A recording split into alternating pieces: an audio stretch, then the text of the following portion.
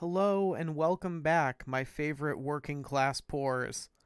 I'm your host D, also known as MTF Doom on Marvel Snap, and today we're going to talk about Magic the Gathering's Pauper format and what Marvel Snap can learn from it.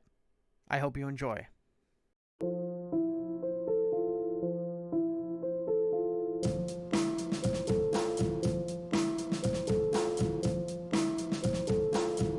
Alright, so what is Pauper? If you've never played Magic the Gathering, it is a system, a game mode, which consists of only commons, which are the lowest rarity cards in any given set. There's common, uncommon, rare, and mythic now, right? And usually the commons are the most basic game pieces. They have the fewest effects, they have the lowest complexity, and all the complexity of that format comes from interactions between cards rather than how complex any single card is. If you look at most rares and mythics, they have huge blocks of text. They have multiple sets of like rules interactions. They do 3 or 4 different things. They have a bunch of keywords. It's just a whole like salad of stuff. If you look at a common, like Lightning Bolt was like a common, and it just says deal 3 damage. like it's very simple what that card does. It's very easy on a card to card basis to parse what any given card does. It's commons of any time frame, so that's from the beginning of the game till now. As long as it has been printed at common at some point, it is legal. There's a very limited banned list. Because that's a paper game rather than a digital game, you can't really nerf cards meaningfully. You can only ban them. It's a more binary system. We can ban things on Marvel Snap, which is an advantage. And it is super popular because it is cheap. It is weirdly high power. If you've never played and you've played like Magic, you might be like, yeah, but it sucks because there's no big, cool, flashy cards. But it is really weirdly high power if you try to actually play it.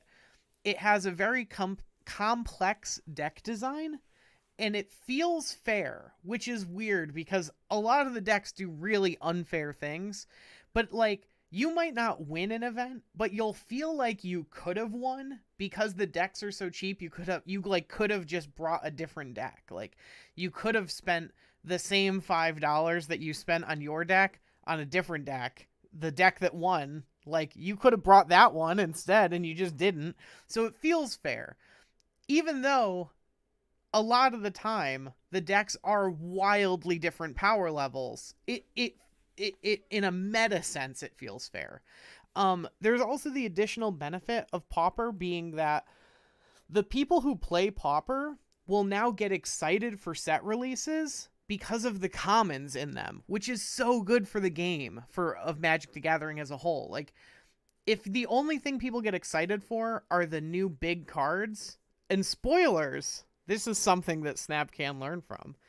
If the only thing people get excited for are the new, like, mythics, then most of the set goes kind of unnoticed. But the fact that there's a bunch of people just, like, frothing at the mouth over this new common that has 1 extra point of toughness over this other card is really good for the game. It helps so much. Okay, so now what do Snap and Pauper have in common? Well, we already covered that individual cards in Snap are very simple to understand. Like, basically anyone who hasn't ever played Snap before. My wife has never played Marvel Snap. I talk about it a lot. She's probably better than most players because of how often I talk about it around her, despite her never having played. She could read this card and be like, yeah, I understand what that does. like this angel, that's a fairly complex effect for Marvel Snap. And it's still very easy to understand. It works basically how you think it's going to work, with very few exceptions. I talked about Polaris and Titania have a very strange interaction. Obviously, Wave and Death and She-Hulk have a very strange interaction. But ultimately, I think it's how they're supposed to work. Like I think that the developers know that's how they work and haven't changed it. So it makes sense from someone's perspective. I suppose is what I'm getting at. But all the complexity comes with interactions. It's like, why would I play this card? Well, because of the other things I can play around it. And that's cool. That's like a very great way to design a game, right? It makes for more cards that are more useful, and that's always good. The other thing that Snap has in common is that in and you might laugh at this one, but in one sense, Marvel Snap is technically a very cheap game to play. It's free if you want it to be free, but I'd say that Marvel Snap really costs $10 a month. That's that's what I would say Marvel Snap costs, because I think you have to get the season pass. Like, you obviously do not physically have to, but like,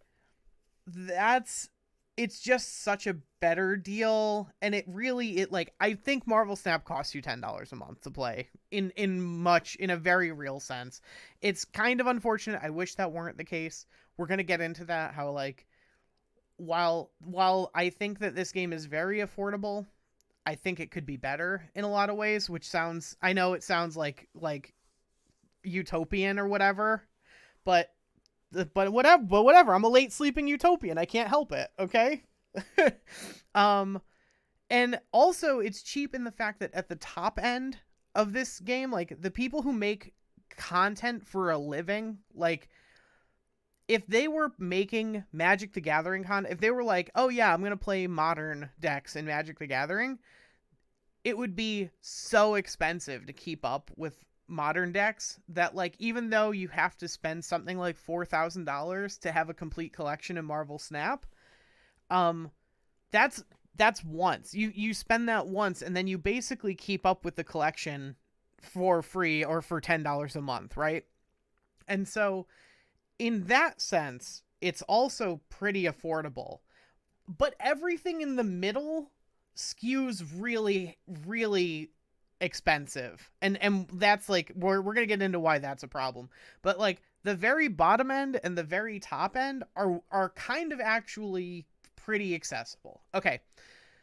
So, why you all came here. What can Marvel Snap actually learn from Pauper, right? And this is also me kind of trying to sell you on the idea of playing Marvel Snap if you're a Pauper player, because again, I just want more people to play this stupid game because I like it. I wish that Marvel Snap introduced cards into all three of the pools rather than having them trickle down, because that would be the equivalent of introducing new commons, right? Like why Pauper helps generate hype for the metagame is that when a new set drops, people are looking at the commons and the uncommons and the rares and the mythics, right? When new cards are coming out in Marvel Snap, they're only entering the higher pools. So if you are a person who's basically just free to play, that generates no hype for you, right? Like, I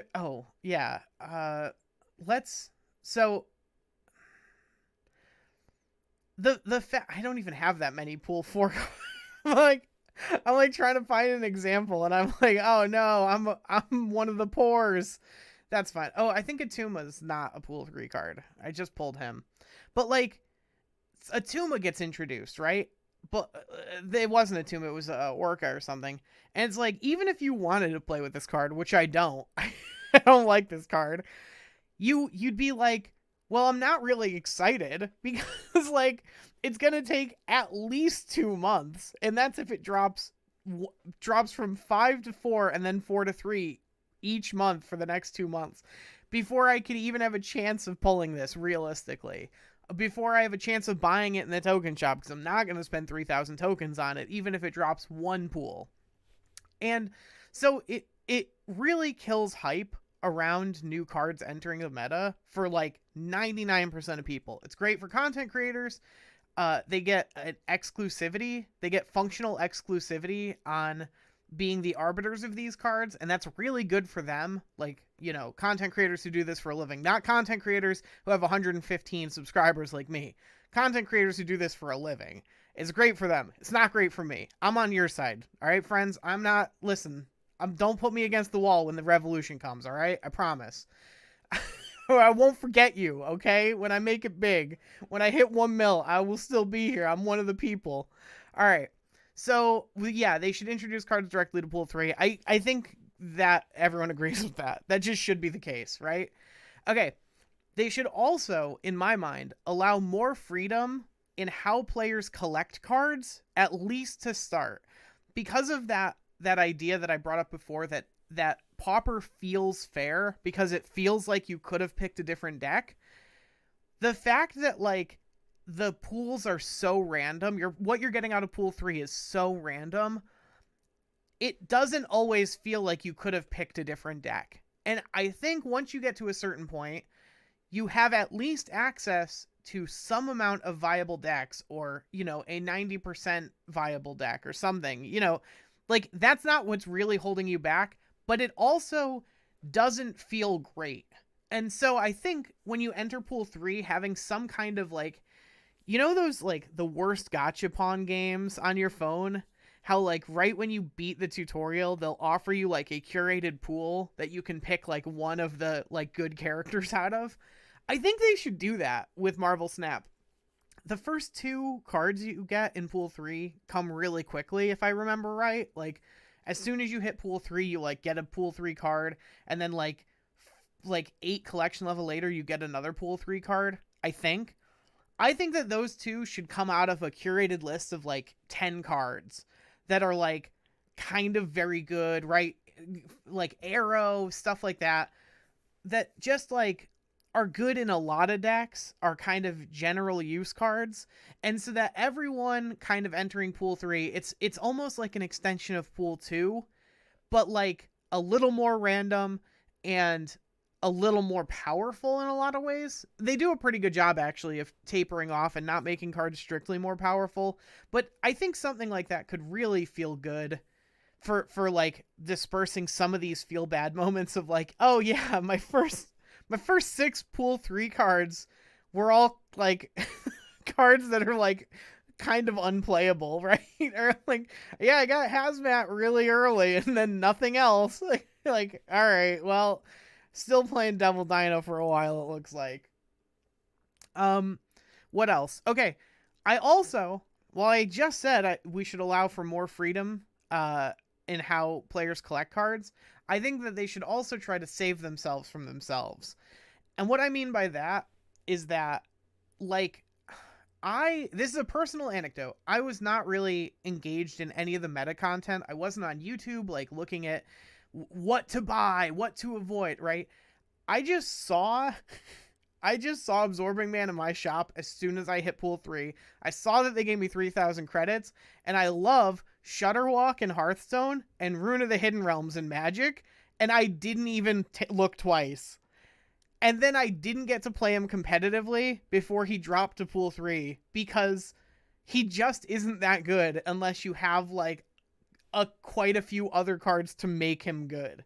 And so like I didn't even get Spider-Man until after Zabu got nerfed, so I couldn't even be one of those scumbags. Like I literally did not play Absorbing Man, and now he's in pool 3 and I still haven't really played him.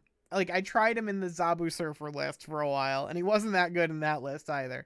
So I really, like, I know that's ultimately on me, but I think it could have been avoided a little more if they had maybe a pop-up that was like, hey, you're under 1,000 collection level. We recommend you focus on pool 3 cards to round out your collection first. We recommend that players do that.